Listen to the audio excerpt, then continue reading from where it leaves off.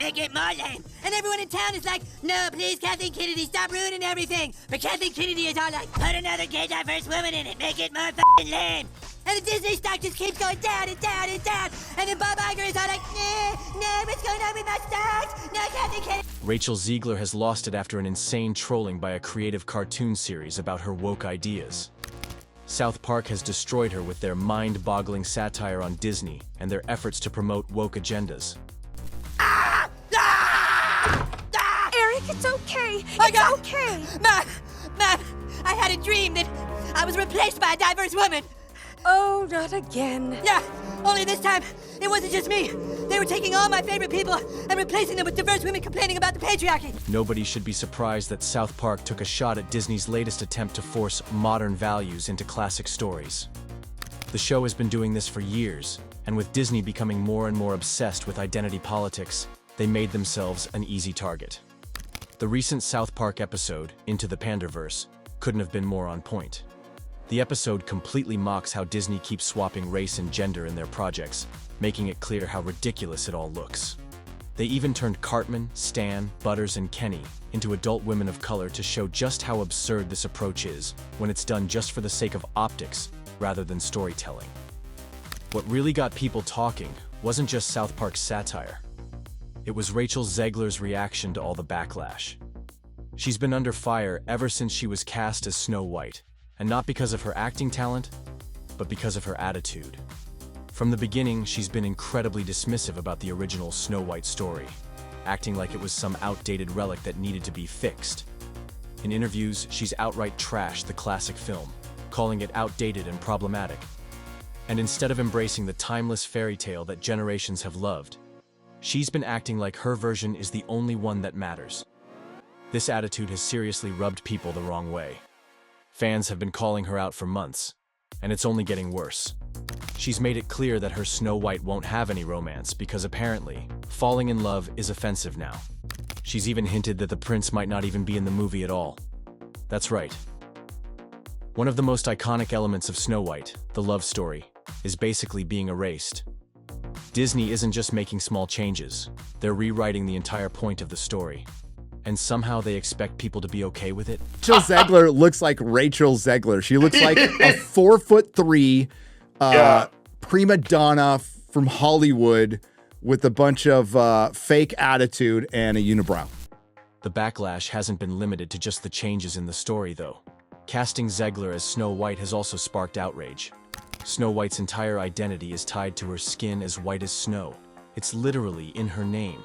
That detail is a crucial part of the story, yet Disney decided to ignore it entirely and cast a Latina actress instead. People have pointed out how nonsensical this is, and honestly, they have a point. South Park took this entire situation and turned it into comedy gold. By race and gender swapping their own characters, they highlighted how ridiculous these changes are when done for the sake of meeting diversity quotas instead of genuine storytelling. But of course, Disney can't take a joke, and neither can Rachel Zegler.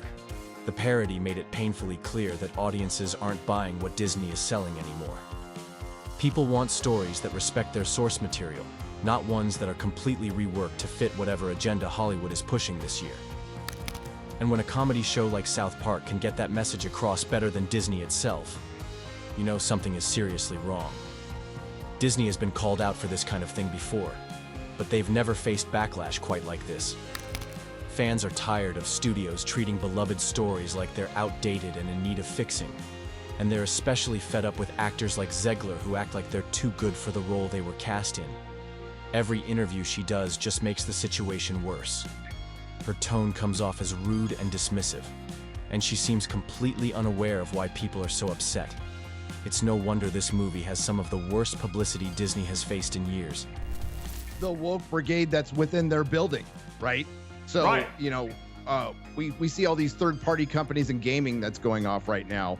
But like Disney is that third-party company. They are the DEI department. Lucasfilm is the DEI department, and now Marvel is. This situation has clearly reaffirmed fans' suspicion that Disney doesn't care about what they actually want.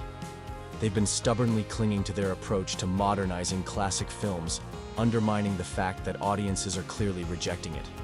If they thought South Park wouldn't go after them for it, they seriously underestimated just how much people are done with their nonsense.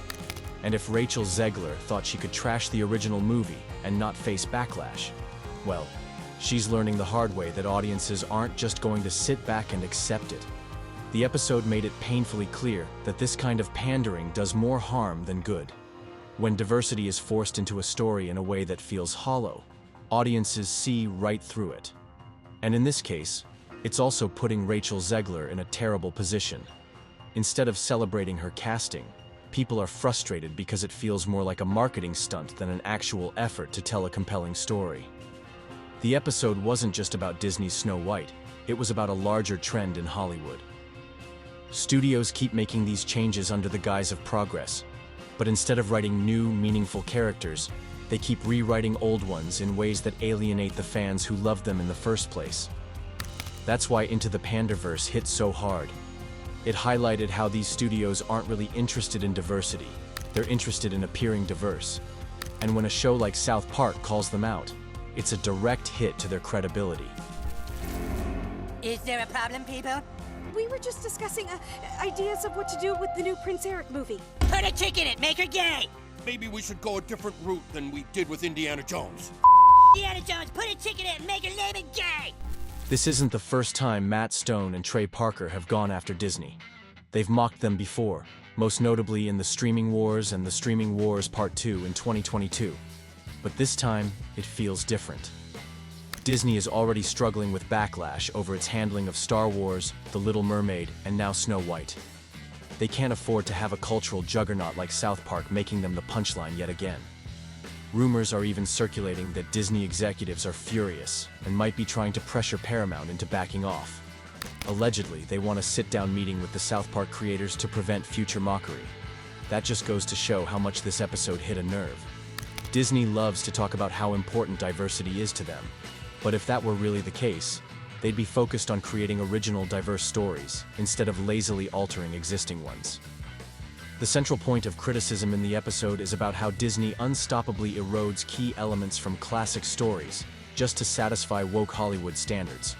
In the case of Snow White, the love story has been removed entirely. Rather than updating it in a thoughtful way, Disney just threw it out, acting like romance itself is somehow a problem.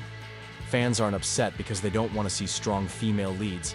They're upset because Disney is stripping away what made these stories special in the first place. Audiences believe Snow White could have been reimagined in a way that stayed true to the original while still feeling modern.